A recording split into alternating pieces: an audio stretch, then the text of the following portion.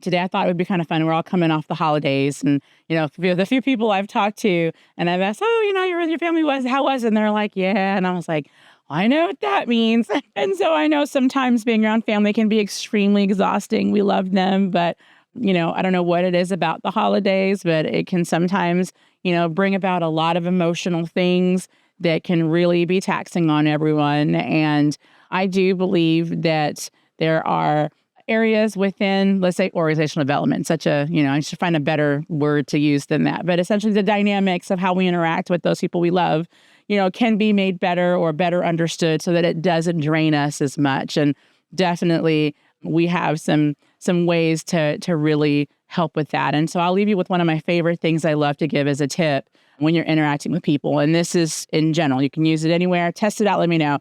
But it comes from transactional analysis. It's a real thing that was from the 60s that someone went and did kind of some studies on interactions with people and, how to make an interaction better. And they would call it, when it's not a great interaction, they call it a crossed interactions, when things is really kind of train wreck. And one of the best things that I have seen that has really suited is when you're in a conversation, let's say with anybody, and let's say it's just going really poorly, and you really, really would like to see it turn around, and it's not so bad where people need to go to separate corners, or maybe even you're, before it gets to that place, but you see it going there. And one of the things that this particular framework has taught is it talks about the adult, the child, and the parent. And they talk about it in ego states. And the idea is the parent ego state is that parent. So that's like the do it, you need to do what I say. And then you have the child ego state, which is the either the submissive, compliant, like the parent tells you to do something and you respond from that child's place and you comply, right? And then you have the rebellious child state, which is, I am going to pretty much do what I can do to aggravate the parent. And then you have the adult, which is considered the rational state. And just know that each of us are capable of going in and out of these states. And the way you can usually tell is even by the language that's being used. Someone who, says things like, well, they need to listen to me and I know what I'm talking about. That's kind of from that. And a lot of times whenever you're in a position, there's nothing wrong necessarily with going in and out of these. It just helps to understand where someone may be when you're communicating with them.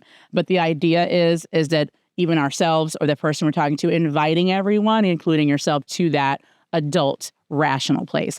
And the best way to do that is by being curious. So saying things like should and why didn't you tends to put somebody in a defensive place because they feel like they're being talked to as a child. And so sometimes when we're find ourselves in that parent ego state and we're like trying to figure out why something didn't get done. And let's say if you are thinking about your children or even a lot of times in the job environment, some people, will manage in that way. You don't really get the best response. That person feels like they've done something wrong. They feel like they're going to get in trouble. It kind of takes them back to being in that child and they feel like they're in that place, which is usually not great because no adult wants to feel that way.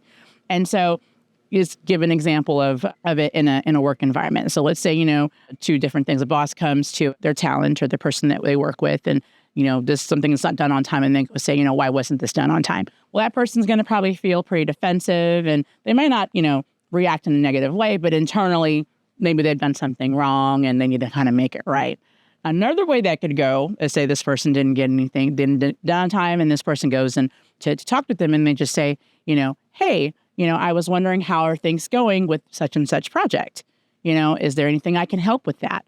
Is there anything that you may need? And so now it's collaborative. They don't feel like it's parent-child or this person's over. May feel like, okay, we're teammates. We're here on the same level. They're asking me if they need anything. And then now they're going to feel confident and comfortable, and it's going to be a really good dialogue at that point.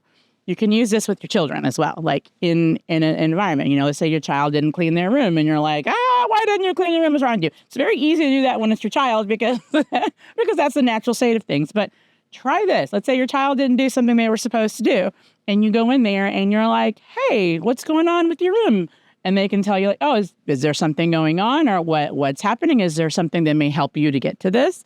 And it'll probably be a little frustrating when you do this because if you've already asked them about 20 times and they didn't do it, but maybe try it before it gets to that point. Like if you've asked your child to do something and they haven't done it yet and you go and say, what's going on? Is there a reason or is there something that I can do to help with this? Are you missing, and be curious. So really it's like, let's be curious instead of, them feeling like you're being critical, essentially.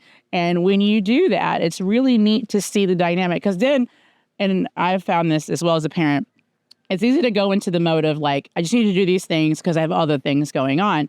But when you do this, you kind of give yourself an opportunity to listen to what your children are going through, what they're saying, because just like anything, and it's so interesting that a lot of money, like a lot of money is spent by these huge companies that now understand how important organizational development and having these kinds of conversations and coaching is within the corporate environment. But it is equally important, if not even more so, in the family environment, because these people in these corporate environments go home to some sort of family, whatever that may look like, right? And if that is a disaster area, that's going to affect how they show up at work, and vice versa. So I really am hoping to see, whether we're part of that or initiate that even little by little, more of these types of concepts being taught and used in the home to help more conversations happen between spouses and between children and between partners and between extended family members, and people understanding, boundaries are really,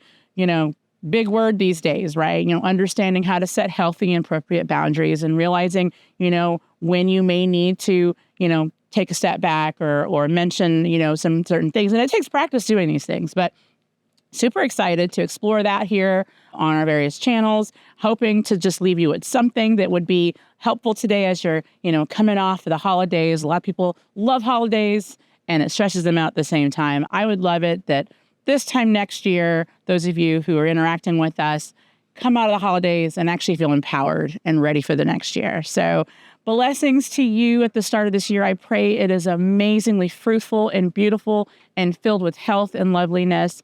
And I pray that you all just flourish in Jesus' name.